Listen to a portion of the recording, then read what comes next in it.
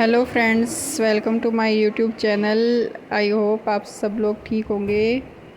और जैसा कि आप सब लोग जानते हैं कि सावन का महीना चल रहा है, तो आज है सावन का दूसरा सोमवार और इसी के साथ हम लोग चलते हैं आज एक स्पेशल तीर्थ पे जिसका नाम है मार्कंडेश्वर मंदिर, जो कि शाहबाद अम्बाला में स्थित है।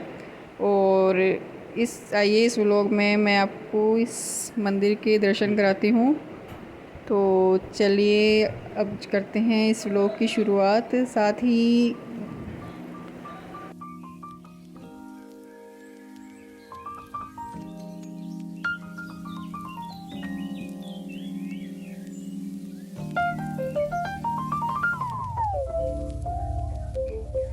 अब मंदिर के अंदर दर्शन के लिए, जैसे कि आप लगे हैं, हम यहाँ पर एंटर हो चुके हैं। और सबसे ख़ास बात है कि यहाँ जो हमारे भोले बाबा की जो प्रतिमा है उसमें उनका त्रिशूल नीचे की तरफ है। जैसा कि मैं आपको दिखाती हूँ, ये इतनी प्यारी प्रतिमा है जो आपको कहीं भी नहीं देखने को मिलेगी। ये सिर्फ इसी मंदिर में देखने को मिलेगी, क्योंकि इसके पीछे एक कहानी है। कहानी ये है कि जो ये आप देख रहे हैं, ये भोले बाबा का त्रिशूल नीचे किसकी तरफ है, ये उनका त्रिशूल नीचे, देखिए मैं आपको व्लॉग में दिखाती हूँ, आप अच्छे से देखिए। उनका त्रिशूल नीचे है, ये है यमराज। जो ये देखिए साइड में नीचे जो हैं काली जिन्होंने सवारी कर रखी है, उन्होंने वो यमराज के ऊपर शिवजी भगवान ने अपना त्रिशूल कर रखा है, क्योंकि शिवजी भगवान अपने भक्त को बचाने आए थे यमराज से। उन्होंने यमराज से युद्ध किया कि तू मेरी इजाज़त के बिना मेरे भक्त को कैसे लेने आ गया, क्योंकि काल पर मेरी ही विजय है। इसके पीछे बहुत बड़ी कहानी है, क्योंकि मार्कंडे ऋषि जी हैं जो उनकी आयु सिर्फ 16 वर्ष थी। मार्कंडे ऋषि जी की उनकी माता ने मतलब संतान में यही मांगी थी कि एक संतान मुझे बुद्धि वाली मिले जो भगवान के उपासक हो, लेकिन उसी के साथ उन्हें ये मिला था कि उसकी आयु सिर्फ मात्र 16 वर्ष होगी। तो जैसे ही मार्कंडेय जी जो थे बचपन से ही शिव जी के बहुत ज़्यादा पूजा करते थे, वो उनकी भक्ति में बहुत ज़्यादा लीन थे। जैसे ही धीरे धीरे उनकी आयु नज़दीक होने को आई, वो 16 वर्ष के होने को आए, जैसे ही 16 वर्ष के हुए उसी टाइम ही यमराज जैसे ही उनको लेने आए, तो मार्कंडेय ऋषि जी हैं जो उस टाइम बालक थे 16 वर्ष की आयु में, वो शिव जी की इतनी ज़्यादा पूजा करते थे कि वो उस टाइम शिवलिंग के साथ लिपट कर रोने लग गए जोर जोर से। जैसे मैंने आपको प्रतिमा में दिखाया था, जो शिवलिंग के साथ हैं, जो मार्कंडेय ऋषि जी हैं, वो उस टाइम 16 वर्ष के बालक हैं।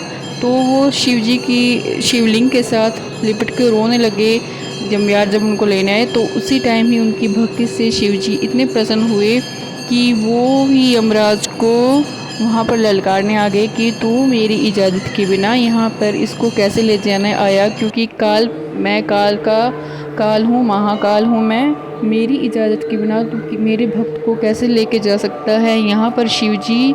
तब ये देखिए अब त्रिशूल उठाकर ये यमराज की तरफ कर रहे हैं। तो ये बहुत ही प्यारी कहानी और इतना फेमस टेंपल है। ये टेंपल है शाहबाद अम्बाला के पास।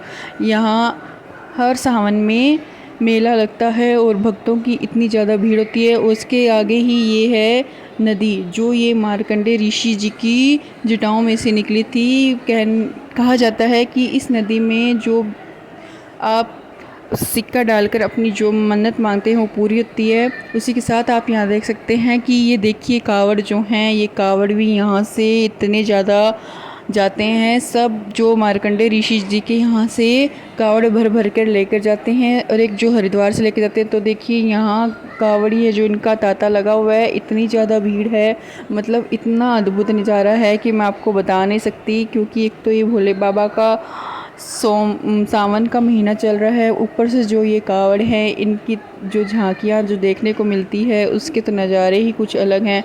ऊपर से जो ये मौसम है, मौसम का तो कहना ही क्या सावन के महीने में। तो साथ में ही यहाँ पर जो पास में इतना सुंदर गार्डन बना हुआ है कि जो आते हैं जो भी टूरिस्ट आते हैं, जो भी भक्त आते हैं देखने के लिए, वो साथ में यहाँ पर थोड़ा बहुत जिन्होंने एंजॉय करना था बच्चों ने, उनके लिए बहुत अच्छा गार्डन यहाँ पर बना हुआ है। जैसे कि आप देख सकते हैं इस वीडियो में भी कि मेरी जो बेटी है उसने ज़िद कर रखी है कि उसको झूले चाहिए चाहिए, उसने गार्डन में खेलना है जाके।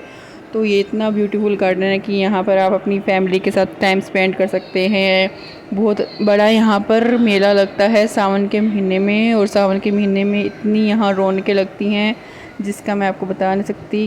क्योंकि ये जो टेंपल है ये शिव जी के सबसे बड़े भक्त का टेंपल है, और ये ही वो जगह है जहाँ पर शिव जी भगवान खुद प्रकट हुए थे और उन्होंने मार्कंडेय ऋषि जी को वरदान दिया था कि वो 16 वर्ष की आयु में उनकी मृत्यु नहीं हुई, उनको अमर रहने का, उनकी भक्ति से प्रसन्न होकर। तो ये देखिए आप, यहाँ पर इतना बड़ा मेला चलता है, यहाँ पर जो नज़ारे हैं वो आप देख सकते हैं। ये जो गार्डन है, इस गार्डन में भी इतनी ज़्यादा भीड़ है क्योंकि सब यहाँ पर पूरे महीने श्रावण के मास में यहाँ मेला चलता रहता है। उसी के साथ यहाँ पर ये बच्चों की एक्टिविटी के लिए, बच्चों के मनोरंजन के लिए बहुत ज़्यादा अच्छी जगह है। अब देखिए मेरी बेटी जो है इसने ज़िद पकड़ ली कि इसको ये झूला लेना ही लेना है, तो इसकी वजह से हमको यहाँ पर आना पड़ा। बिकॉज़ जो वेदर था वहाँ पर इतना ज़्यादा ख़राब हुआ पड़ा था, मतलब पूरा रेनी सीज़न है, आप जानते हो ये।